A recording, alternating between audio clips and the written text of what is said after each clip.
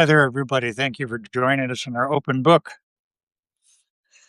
Uh, Upstairs in the office tonight, because there was a leak discovered behind our bookcases, so stuff has to be redone downstairs. Hi there, Mr. Dickens, Rebecca, Diana Wood, S.R., Jane Reardon, Mark Gladstone, Kate, Rhonda, Ralph Rice, Suzanne Stewart, Dorothy Joy, Catherine Capel, Joan Denny, Andrea Elizabeth Mitchell. So we were cleaning out some stuff. I don't recall seeing this before. It undoubtedly comes from my stepfather. 1952. Hi there, also Elise. Wilson stopping with Adlai. And a campaign volunteer, Jane Dick, the Dick family of Illinois, had some prominence. So I assume she's from that family. Whistle stopping with the Stevenson campaign in 1952. And hi there, Jarlin Woodard Entrigan. And I was struck. I don't know if politicians whistle stop anymore. And listen to what she says about whistle stopping, because something very nice in it, whatever your candidate. And hi there, Sid, Texas.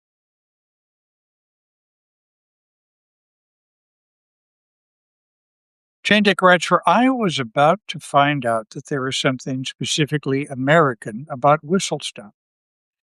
It is hard, yes, rugged. It is, or could be, monotonous. It is a sort of traveling sideshow whose participants live at very close quarters to one another, all under constant tension. The feature attraction, the candidate himself, is supposed to draw huge crowds down to the tracks, make an appropriate and witty speech about the conditions of the world, of the United States, and of the country and town in which the train happens to be stopping, outline his program for peace and prosperity, give his blessing to the proper senatorial and congressional candidates. This is very good. Say a few words about himself and his running mate, and then move on to the next town and do it all over again in an entirely fresh and different way. At some stops, this takes place from the lectern built on the observation platform of the rear car. At others, specially constructed platforms of various degrees of safety are provided. Despite efforts to limit the numbers of local leaders to be seated on these shaky structures, as many people as possible always try to clamber onto them. Once we narrowly escaped injury when one of ours collapsed. The governor, this of course would be Adlai Stevenson, calmed the ensuing pandemonium when he took over the microphone and started his speech by saying that it was most gratifying to find so many people trying to get aboard the Democratic platform. Sometimes, at these brief stops, the candidate and his party are required to get off the train and parade on foot or by motorcade to a neighboring square, auditorium, or field house. But Jane Dick writes, always present is that indefinable something that we call America.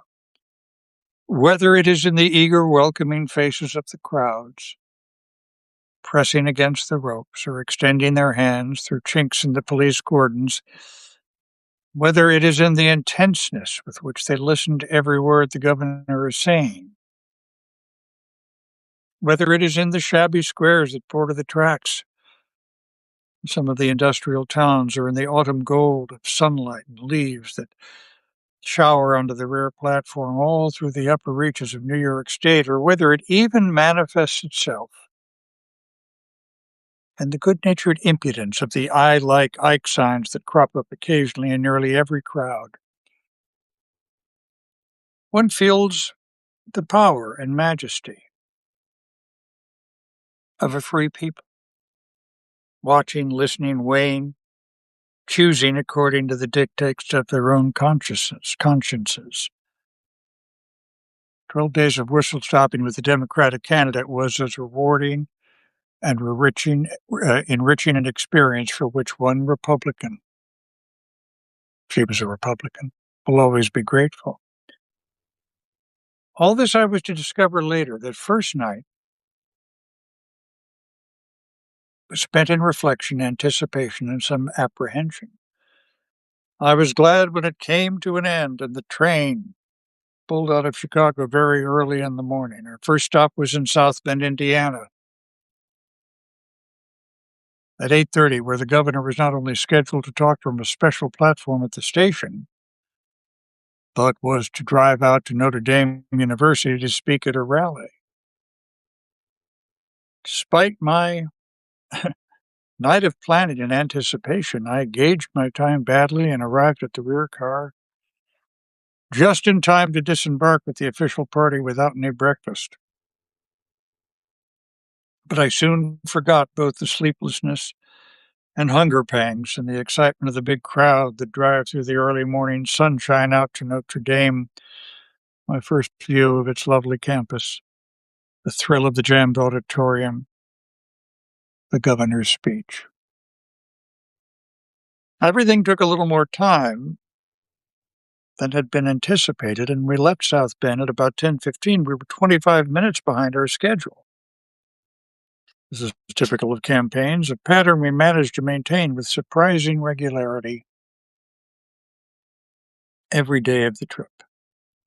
Apparently, no time was allocated for the ordinary necessities or amenities of a life on a well-planned campaign itinerary. Both in practice, things invariably work out differently, as our poor, harassed tour director eventually discovered. One more stop in Indiana. 3 in Ohio brought us to Buffalo and a big rally at the Memorial Auditorium. There I had my first taste of what soon became almost routine procedure. The members of the official party were all hurried through the rear car and off the observation platform ahead of the governor.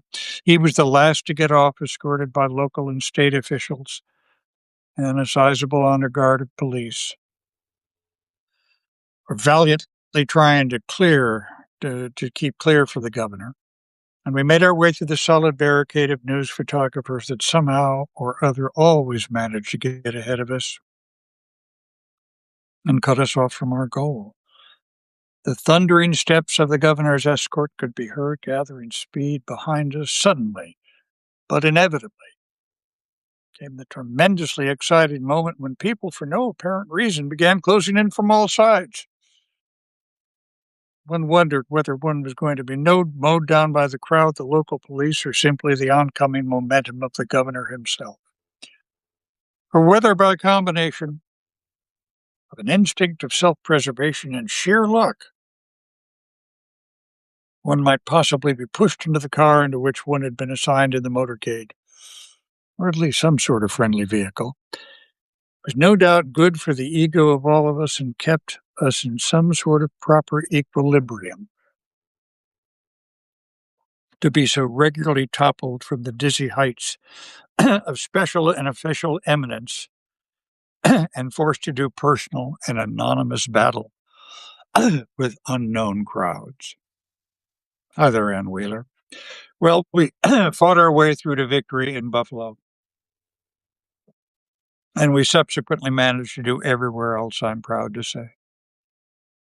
The great motorcade, the bands, the shouting throngs along the route, the Roman candles, the sporadic storms of homemade confetti, all combined in a scene that will always be to me as unforgettable as it was typical. It's reminded me of the big game coming up tomorrow. Plus ça change, plus est la même chose. Boy, Caroline will let me know how I did with that. Say the French. And I thought of this often as we experienced variations of this evening in Cleveland, Albany, Troy, Boston, New York, Philadelphia, Pittsburgh, Brooklyn, and Chicago. I believe it was either at Buffalo or Cleveland we first heard Benny the Bomber. We were told he made the loudest bombs on the country and that his services were demanded at every local political rally. Imagine how times have changed. Can't do that at a rally now.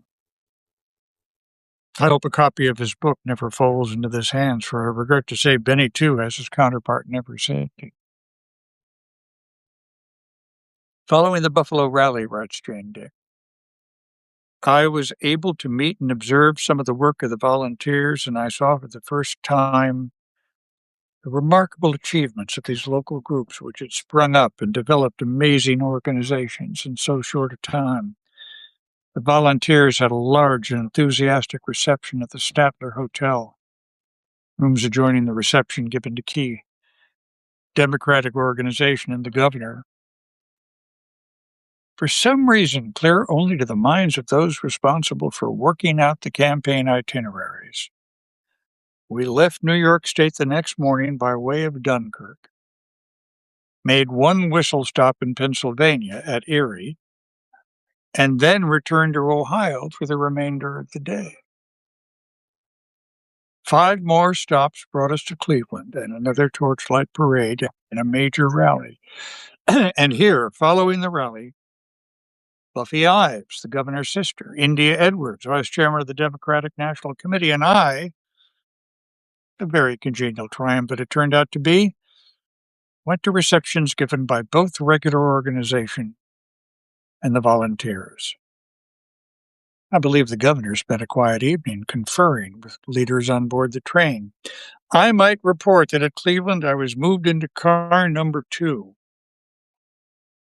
a compartment car occupied by other members of the governor's family and personal staff. Here, typewriters pounded all day and most of the night. There was no bar or mimeograph machine, and sleep, though brief, was usually sound. As a result, the next morning, the start of what have been a grueling day for the governor, I overslept. Notice how Governor Stevenson didn't. The 7:15 whistle stop at Niagara Falls, it was the first of 13 stops that day, which finally ended with a rally at Troy in the evening. Concentrated as was the schedule, the day itself had a magical quality. We traveled all across the beautiful rolling country that is upper New York State on a perfect summer day. We stopped at small towns that lay along the shores of exquisite sparkling lakes, and the friendly crowds to which the governor spoke were bathed in the warmth of golden autumn sunshine. After he introduced the ladies in his party, as he always did before we left, more of us could tear ourselves away to go inside, and long after the shrill little whistle had blown for our departure, and the train had started rolling out of town, we all lingered on the observation platform, soaking up the sunshine, watching the brilliantly colored leaves swirling in our wake, and waving to the people who always stood along the track to watch the train go by.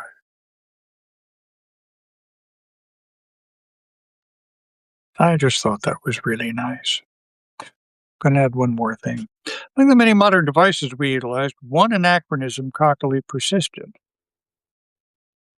And that was the jaunty little steam whistle that was attached to the rail of the observation platform. It never failed to startle us with 2 short, high-pitched toots that it regularly emitted just before we pulled out of each station. Whether it was a necessary part of whistle stopping or just lent color to the whole performance, I never knew. But its sudden shrill little blasts are interwoven into my memory with the many sights and sounds that formed the unforgettable trip whistle stopping. So, just, oh my God, Rhonda, what a reference that is. I want to thank my stepfather for leaving this book for us. Can't believe I didn't encounter it before. Whistle stopping with Adlai. Maybe we'll pick it up again. Yeah, time when politics was maybe, dare I say it, a little bit gentler. So, I'll let you know how our rehabilitation project goes. Very good to be with you tonight. Tomorrow night, I believe we'll be watching a certain soccer game. So I don't believe we'll be with you tomorrow, but we'll let you know. Donna Rhinesmith, thank you for joining us. I'll see you later on our open book. Thank you, Jane Dick, for that unexpected pleasure of discovering your book, Rickroll in the Whistle Stop. Thanks so much. See you later. Bye-bye.